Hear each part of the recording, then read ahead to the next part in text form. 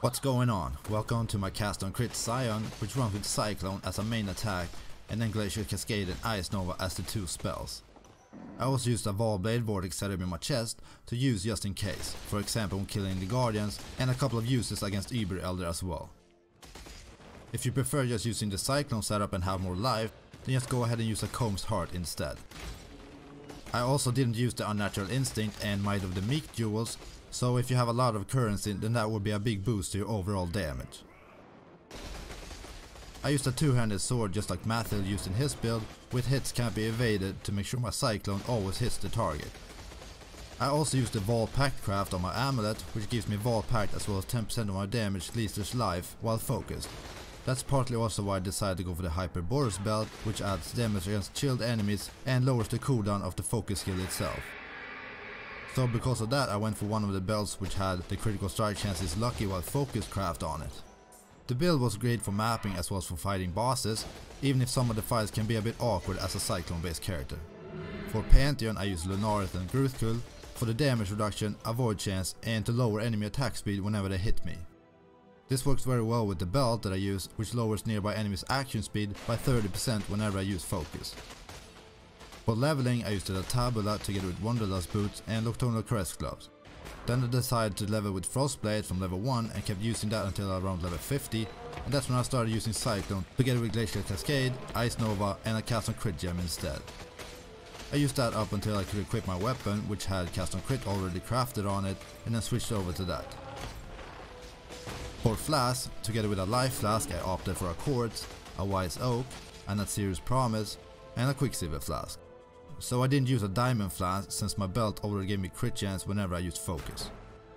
I also made sure my cold res was higher or equal to the other resistances due to the Wise Oak Flask.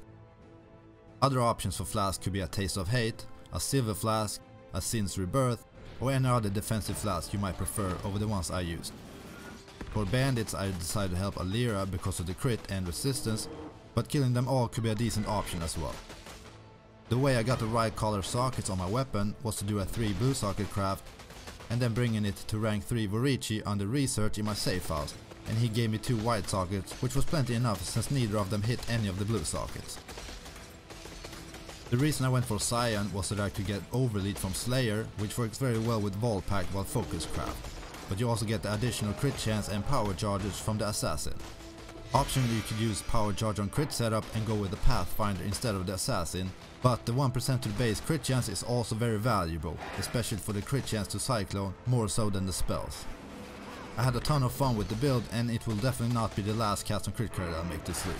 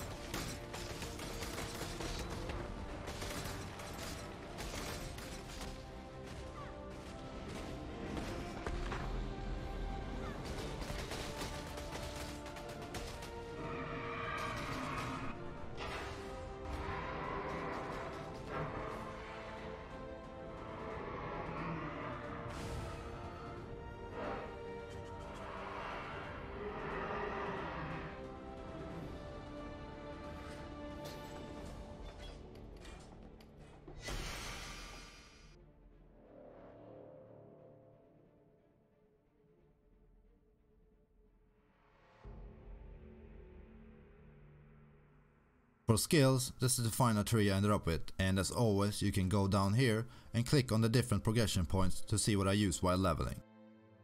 I also included a setup for those that have the currency to get the Unnatural Instinct and Might of the Meek jewels, and as you can see the Glacial Cascade damage is quite a bit higher with those jewels on. Other than that I went for mostly life, jewel sockets, crit and crit damage. I also went through the extra power charge nodes up here and got the 4% increased spell damage per power charge node as well. For the jewels I mainly use ones with life, crit and crit damage.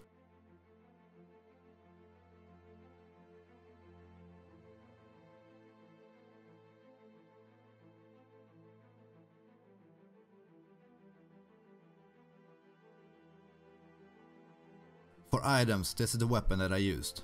As I already mentioned, it had crafted hits can't be evaded on it, as well as some extra damage for my spells. It also had level 18 cast on crit included. I also had a bit of accuracy on it, which you obviously don't want, but rather you want crit chance on it instead. For the chest I used a lore weave for the crit chance, elemental damage and increased maximum resistances.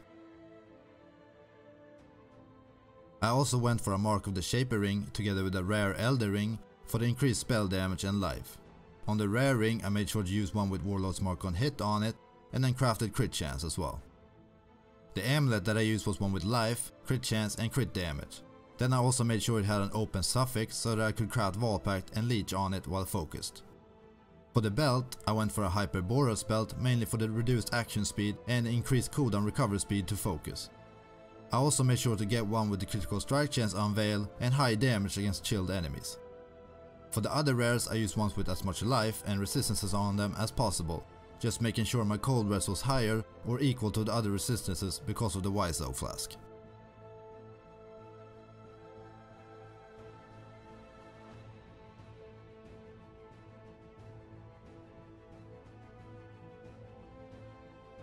For gems I used my Cyclone setup in my weapon, which already had cast on crit on it, and together with that I had Glacial Cascade, Ice Nova, increased critical strikes, hypothermia, concentrated effect, and then Cyclone. And in my chest I kept my Vaal Blade Vortex setup, and with that I had added fire damage, controlled destruction, hypothermia, conk effect, and increased critical damage. And in my boots I kept my movement setup, which was Flame Dash, and with that I had faster casting and a level 7 Arcane Surge. And the reason I kept Arcane Surge at level 7 was to make sure it triggers every time I use Flame Dash. And then I also have Blood Rage in there for frenzy charges and attack speed. The reason I went for Flame Dash instead of something like Leap Slam and Fortify is just because I don't like the mechanics of Leap Slam. And then in my helmet I kept my auras, which was Herald of Ice, Hatred, Enlighten, and then I have Frost Bomb in there. And in my gloves I kept my defensive setup, which was Immortal Call level 8, Cast from Damage Taken level 6, Vaal Righteous Fire, and increased duration. And the reason I kept Vaal Righteous Fire here is to get advantage from the increased duration gem as well.